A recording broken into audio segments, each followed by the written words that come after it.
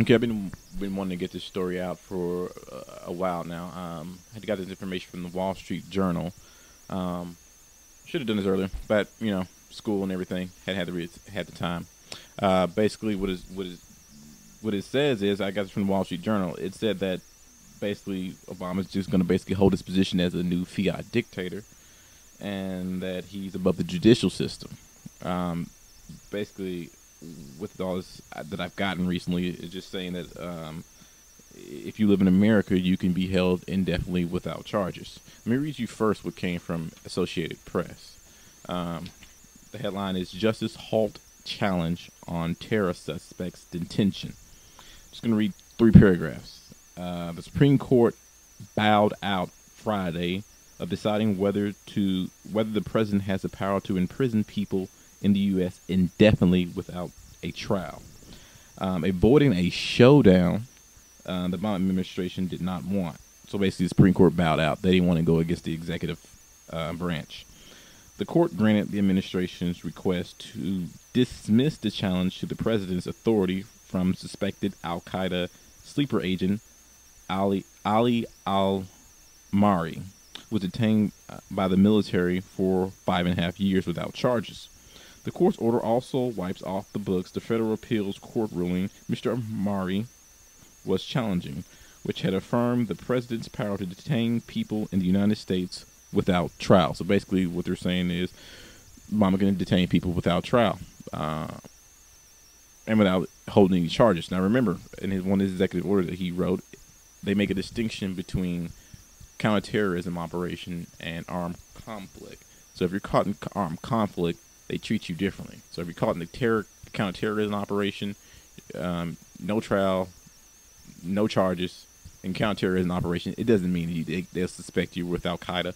At the Republican National Convention, they were arresting people for probable cause rioting, which they were saying was a second-degree felony in furtherance of domestic terrorism. So you don't have to be a suspected Al Qaeda terrorist. You just have to have a problem with the government and what's going on, and then they'll consider you a terrorist.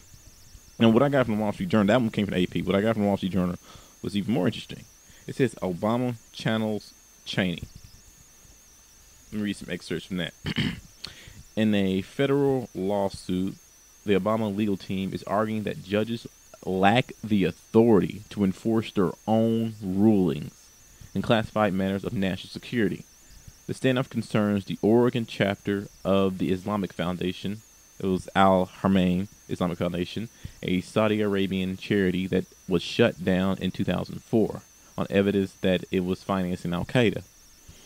Al Haramain sued the Bush administration in 2005, claiming it had been illegally wiretapped. At the heart of Al Haramain's case is a classified document that it says proves the alleged eavesdropping was not authorized under Foreign Intelligence Surveillance Act, or FISA. What's interesting about that, just as a note, the government supplied them with evidence that they were illegally wiretapping it. So the government shot themselves in their own foot by releasing information to the group that they did illegally wiretap them. So they busted themselves.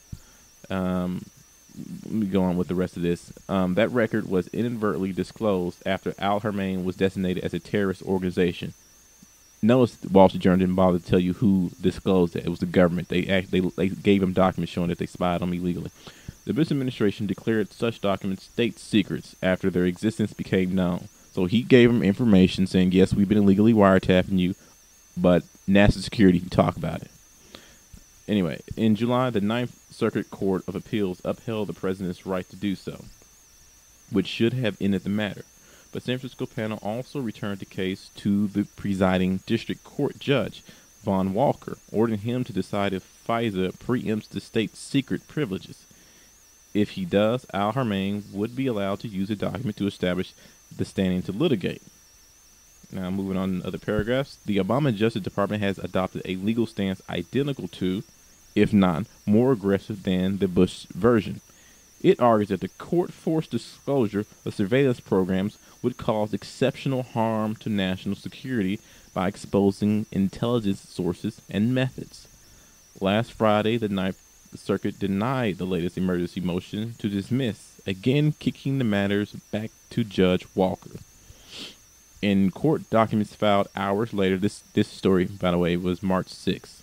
And it says the court documents filed hours later, justice argues that the decision to release classified information is committed to the discretion of the executive branch and is not subject to judicial review. Moreover, the court does not have independent power to order the government to grant counsel access to classified information when the executive branch has denied them such access. Now, this right here is a kicker. The brief continues that the federal judges are ill-equipped to second-guess the executive branch. Can you believe that? So Obama's above the judicial system. You have no Fourth Amendment right. If you're ever caught protesting, or if you're ever caught up in H.R. 1955, where your social, political, and religious views go against the state, you'll be considered homegrown terrorist or be called a counterterrorism operation, and you won't have a right to a fair trial, and you won't have right to have your case heard. And if they send you information that they broke the law and was illegally wiretapping you, like they did in Al Harmain's case, they'll just say national security and don't talk about it. This has basically been going on for a while. Like, okay, in London, I'm talking about rendition flights because Obama's continuing that too.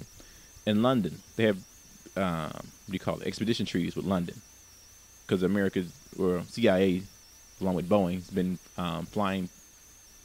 They weren't even terror cases; they were non-terror-related cases. They've been flying people out of London who broke the law in the United States, and they would, London told them, "Look, we got extradition treaties. You don't have to fly into London, kidnap our citizens, and then, fly them back to the United States. You have extradition treaties."